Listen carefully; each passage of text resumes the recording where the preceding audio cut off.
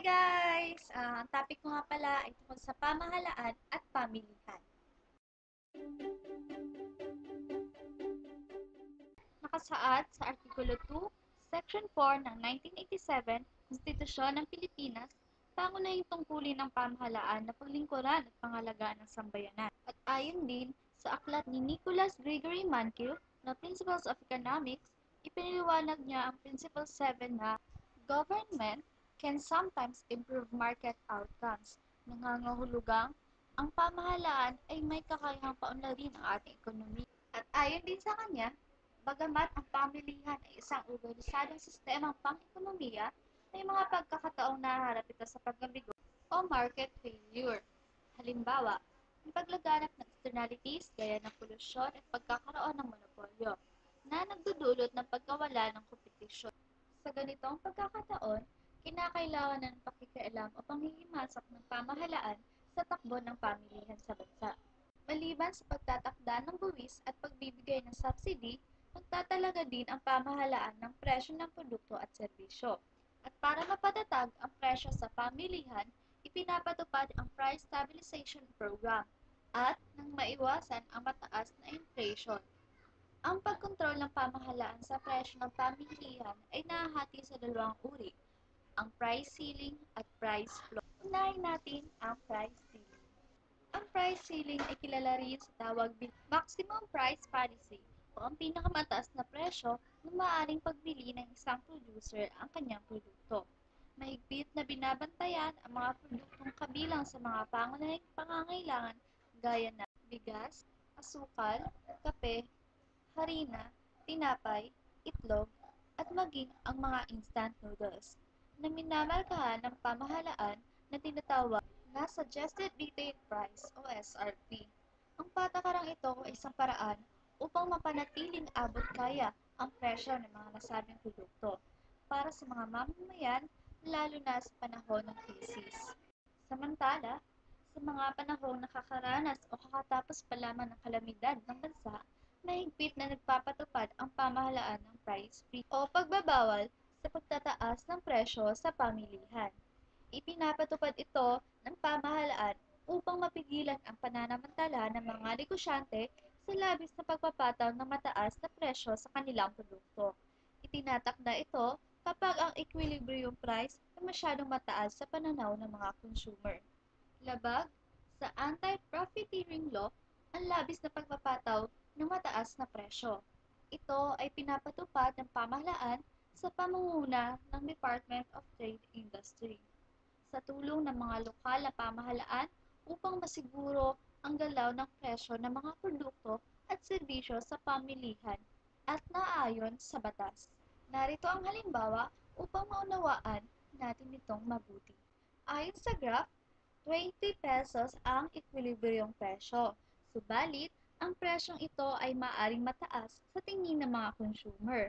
Dahil dito, ang pamahalaan ay makikialam sa pamamagitan ng pagpapataw ng 15 pesos bilang price ceiling ng mga producer. Dahil ang presyong 15 pesos ay higit na mas mababa kaysa sa equilibrium presyo na 20 pesos, inaasahang magdudulot ito ng pagtaas ng quality na demand na umaabot sa 90 na dami.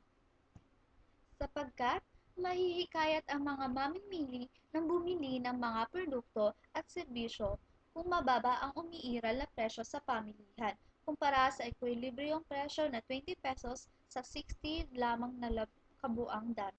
Ang price ceiling ay tinatakda na mas mababa sa equilibrium price. Sa kabilang dako, ang sitwasyong ito naman ay magpapababa ng supply sa pamilihan sapagkat ang producer ay hindi mahihikayat na mag-produce. Kung minsan, maaari nilang isipin na malulugi sila dahil mababa ang presyo ng kanilang produkto dulot ng pinapairal na price ceiling ng pamahalaan. Magkakaroon sila ng ganitong pag-iisip sapagkat ang kanilang gastos sa produksyon gaya ng presyo ng materyales at pasahod sa mga manggagawa ay fix ang presyo. Ang kaganapang ito ay mga pagdudulot ng kakulangan o shortage sa pamilihan. Kung kaya, itinakda ng pamahalaan ang price floor. Ang price floor ay kilala rin sa tawag bilang price support at minimum price policy. na tumutukoy sa pinakamababang presyo na itinakda ng batas sa mga produkto at serbisyo. Itinatakda ito ng mas mataas sa equilibrium price. Katulad ng price ceiling, isinasagawa ito ng pamahalaan upang matulungan ang mga producer.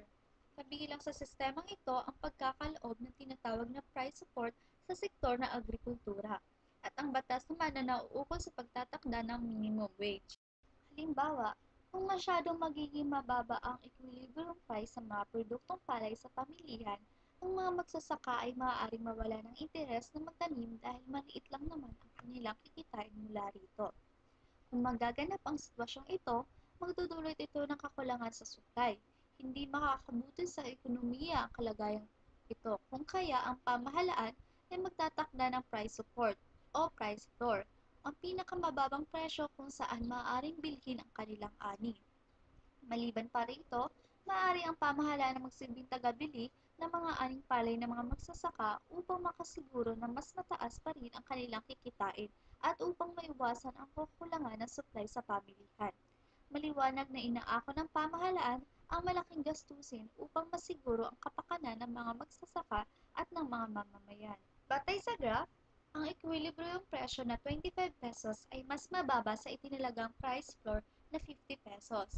Magdudulot ito ng pagtaas ng quantity supply at magbubunga ng kalabisan o surplus sa pamilihan. Higit na mas marami ang supplies na 100 kung ihahambing sa dami na 20 na quantity demand.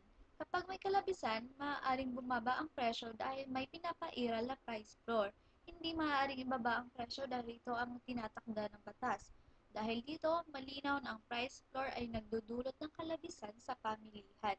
Sa kabilang dako, ipinapatupad ng pamahalaan ang minimum wage law o batas na pinakamababang sweldo sa sektor ng paggawa upang makaiwas ang mga manggagawa na makatanggap ng mababang sweldo. Ang patakarang ito ay naayon sa Republic Act 602 o Minimum Wage Law of the Philippines na nag-uutos sa mga employer na bigyan ng hindi bababa sa minimum wage ang isang manggagawa. Sa pangkalahatan, hindi maitatangging mahalaga ang institusyon ng pamahalaan sa pagsasaayos ng pamilihan at kabuuan ng ekonomiya. At ayon kay John Maynard Keynes, ang ekonomiya ng isang bansa ay hindi maiiwasang patakbuhin sa ilalim ng mixed economy. May partisipasyon ang pribadong sektor o ang mga producer sa pagpapatakbo ng ekonomiya. Subalit sa panahon ng mga krisis, pang-ekonomiya, gaya na lamang ng pagtaas ng pakalahatang presyo ng mga pangunahing pangangailangan, maaaring makialam o manghimasok ang pamahalaan upang maisaayos ang pamilihan at takbo ang ekonomiya. Yun lamang po at maraming salamat.